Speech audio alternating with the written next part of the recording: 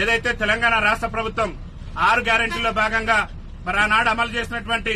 ఆర్టీసీలో మహిళలకు ఉచిత ప్రయాణం ఏదైతే ఉందో ఆ ఉచిత ప్రయాణం కారణంగా ఈ తెలంగాణ రాష్ట్రంలో ఉన్నటువంటి 30 లక్షల మంది వికలాంగులు ఆర్టీసీ బస్ ఎక్కాలంటే భయపడేటటువంటి పరిస్థితి ఈ రోజు దాపరించింది. ఇవాళ మహిళలు వచ్చి మాకు వికలాంగులకు ఉన్నటువంటి సీట్లలో కూడా ఆధిపత్యం చెలాయిస్తూ వికలాంగుల సీట్లలో కూడా వారు కూర్చోవడం వల్ల వికలాంగులు చాలా తీవ్రమైనటువంటి ఇబ్బందులు ఎదుర్కొనేటటువంటి పరిస్థితి ఉంది. కాబట్టి తెలంగాణ రాష్ట్ర ముఖ్యమంత్రి రేవంత్ రెడ్డి గారిని అదేవిధంగా తెలంగాణ రాష్ట్ర మంత్రి మరి పొన్నం ప్రభాకర్ గారు రవాణా శాఖ మంత్రికి ఉన్నారు కాబట్టి తక్షణమే బాధ్యత తీసుకుని వికలాంగులకు గతంలో ఉన్నటువంటి ఒక సీటుకు మరో 2 అదనపు సీట్లు కేటాయించి వికలాంగుల సీట్లలో వికలాంగులే కూర్చునే విధంగా రాష్ట్ర ప్రభుత్వం వెంటనే చర్యలు తీసుకోవాలని చెప్పేసి కూడా భారత వికలాంగుల హక్కుల పరిరక్షణ సమితి ఆధ్వర్యంలో ఈ రోజు వరంగల్ జిల్లా వర్ధనపేట ఆర్టీసీ బస్టాండ్ లో మేము చీరలు కట్టుకుని రాష్ట్ర ముఖ్యమంత్రి గారు కనువిప్పగలగాలి, వికలాంగుల పరిస్థితి ఆర్టీసీ బస్సులు ఎంత దయనీయంగా తయారైందనేది రాష్ట్ర ముఖ్యమంత్రి గారు కనువిప్పగలగాలని చెప్పేసి ఇలా చీరలు కట్టుకుని మా వికలాంగుల సమాజం ఇలా నిరసన వ్యక్తం చేస్తుంది. ఈ నిరసనతోనైనా రాష్ట్ర మంత్రి గారికి రాష్ట్ర ముఖ్యమంత్రి గారికి కనువిప్పగలిగి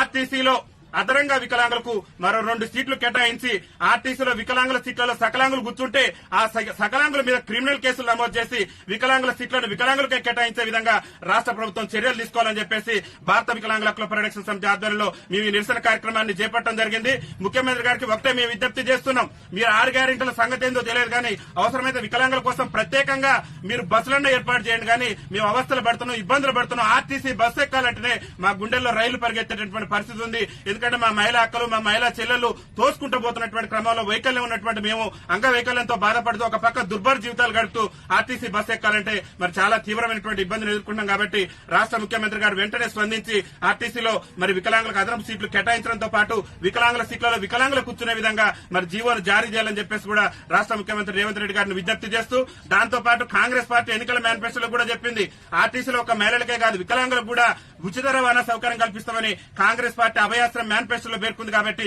తక్షణమే ఆర్టీసీలో వికలాంగులకు 100% రాయితీతోనే ఉచిత రవాణా సౌకర్యం కూడా కల్పించాలని చెప్పేసి కూడా భారత వికలాంగుల హక్కుల పరిరక్షణ సమితి తెలంగాణ రాష్ట్ర కమిటీ పక్షాన మేము విజ్ఞప్తి చేస్తూ ఈ రోజు ఈ నిరసన కార్యక్రమాన్ని చేపట్టడం జరిగిందని చెప్పేసి తెలియజేస్తూ వికలాంగుల ఐక్యత.